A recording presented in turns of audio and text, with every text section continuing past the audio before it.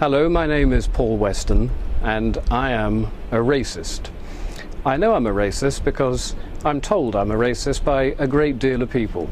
The hard left think I'm a racist, the Labour Party thinks I'm a racist, Conservatives think I'm a racist, Liberal Democrats think I'm a racist, the BBC thinks I'm a racist, so I must therefore be a racist.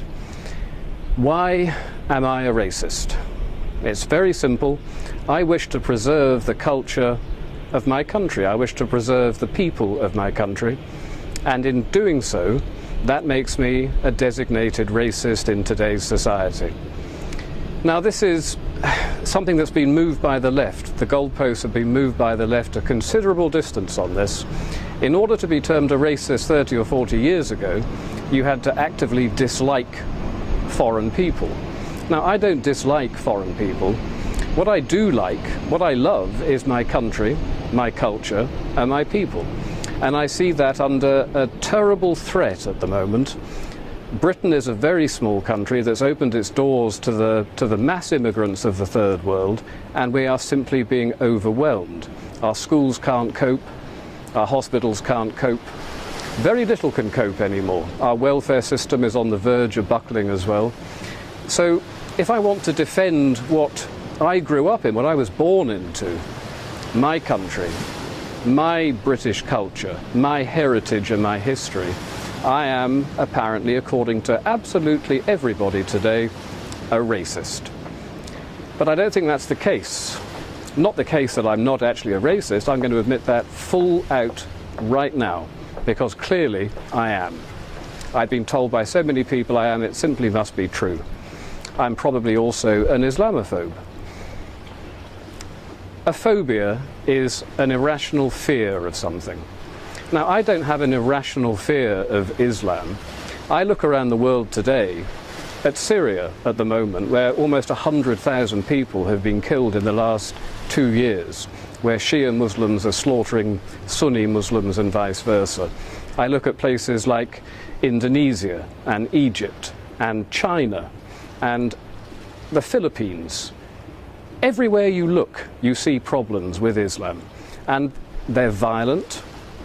They are, dare I say it, to really reinforce my racist credentials, a thoroughly savage political and religious ideology.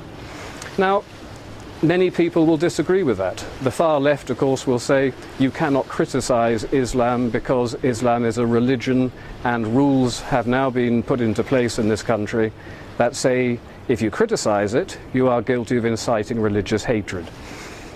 But Islam is not just a religion. Islam is a political ideology as well, and we need to call it out on the fact that it is also political. It is a culture that is both political and religious. And I would like to know if I'm able to say certain things about it.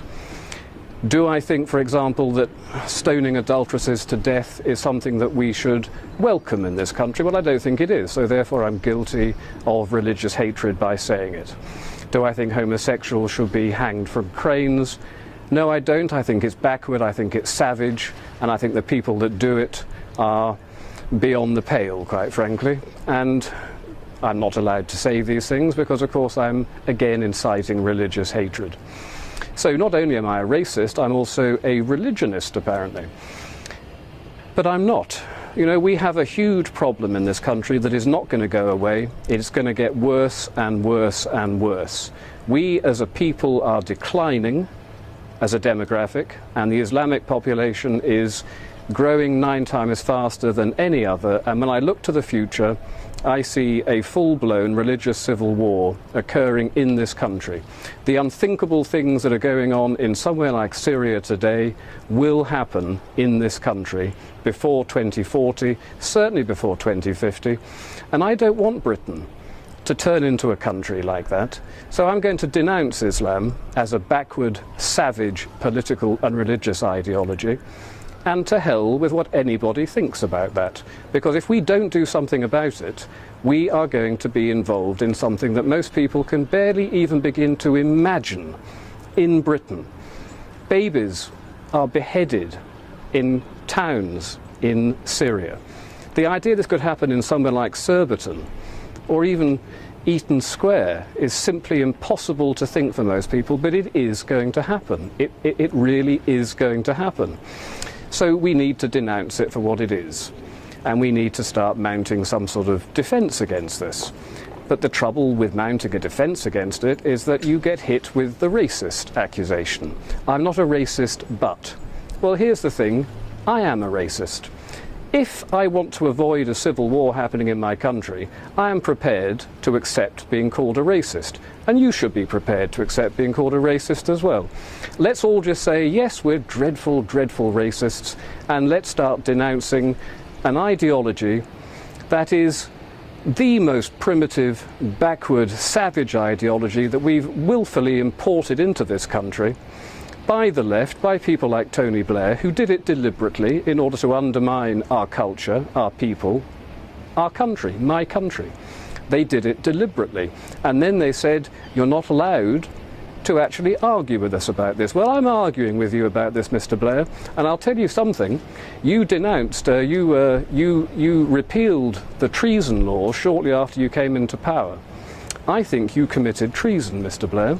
I think you committed treason when you said we are going to import the third world in order to rub the noses of the right in diversity. To me, that's treason. Your principal duty is to uphold the best interests of the people of this country.